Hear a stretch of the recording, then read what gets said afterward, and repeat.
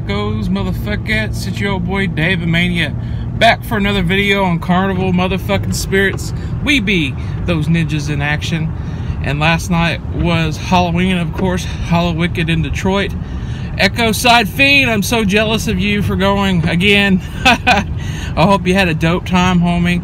I watched some of the footage last night, but we had an onslaught of trick-or-treaters, and you know how Daveamania gets down on Halloween.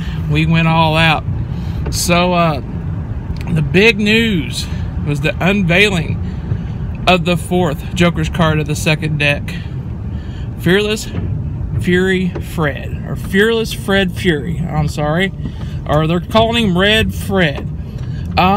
It was only up, for what I understand, just a few seconds, and I guess the venue shut the show down, so they had to show it real quick and then drop the banner, which I know a lot of people were complaining about it, and I know a lot of people wanted to have, you know, kind of like an intimate, I guess, time with the fourth Joker's card. But it got me thinking, when they did the same thing for the Wraith.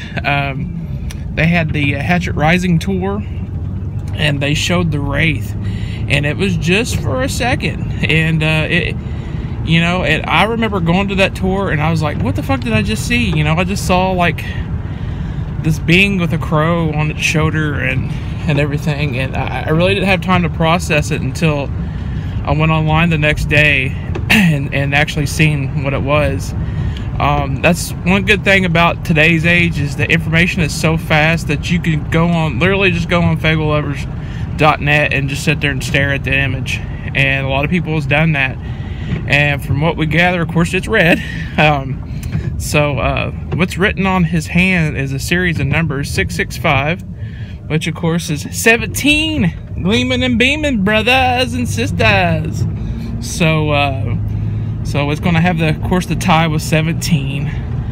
It looks like he's got a crowbar in the other hand, and a lot of people said it looks like smog. So they're, you know, kind of linking it to Detroit, which is probably a good idea. The name itself, Fury, it's got me to believing that it's going to be a very wicked fucking album. And of course, this past year, with it being 2017, most of the shit has been pretty positive out of the psychopathic camp. I think this album, they're just going to fucking unleash.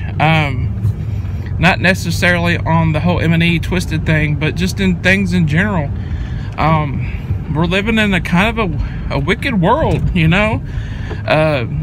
Just think, I mean, yesterday, Manhattan, 8 people got killed, you know, for a terrorist attack. And you can't forget what happened in Las Vegas a couple weeks ago. So yeah, we're living in a pretty wicked world.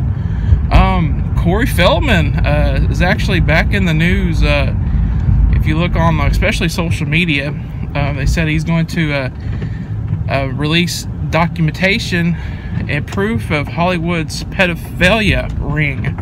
So of course, that's something that Insane Clown Posse and ICP are totally against, as well they should be. But yeah, I think this album is just going to fucking just blow some fucking wigs, and just, it's going to be one of those monumental albums. And I think they're going to go back to just being just fucking hardcore, and, you know, back, you know, I mean, I love all their stuff. I love their positivity albums and stuff, and their songs with, you know, positivity and stuff like that. Totally do. But this might be the return of the Insane Clown Posse that we related to, I guess. I don't know. But I'm excited for this. Who knows when it's going to be released? Probably sometime next year. So I hope you guys have an amazing day. Keep it fresh. Keep it real.